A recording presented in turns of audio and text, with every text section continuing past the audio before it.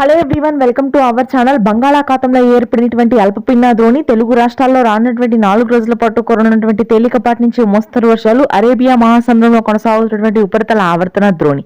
వివరాల్లోకి వెళ్ళడం ఏ జిల్లాల్లో వర్షాలు పడతాయి, వాతావరణ పరిస్థితులను తెలుసుకునే ముందు మీరు ఇంకా మన ఛానల్ కనుక సబ్స్క్రైబ్ చేయనట్లయితే వెంటనే సబ్స్క్రైబ్ చేయండి.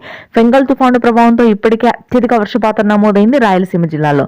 అయితే అండమాన్లో ఏర్పడినటువంటి మరొక ఉపరితల ఆవర్తన ద్రోణి బలపడి తుఫానుగా మారే అవకాశం ఉంది.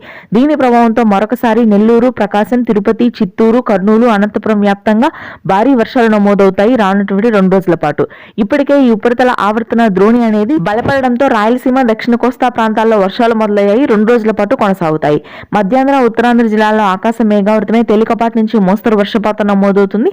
శ్రీకాకుళం, విజయనగరం, విశాఖపట్నం జిల్లాల్లో తేలికపాటి నుంచి మోస్తరు వర్షాలు, గుంటూరు, కృష్ణా, కోనసీమ ప్రాంతాల్లో ఆకాశం మేఘావృతమై తేలికపాటి జల్లులు కోస్తా తీర ప్రాంతాల వెంబడి నమోదవుతాయి. తెలంగాణ వ్యాప్తంగా పొడి వాతావరణమే కొనసాగుతుంది, కానీ పలు జిల్లాల్లో మాత్రం తేలికపాటి నుంచి మోస్తరు వర్షాలు ఉంటాయి.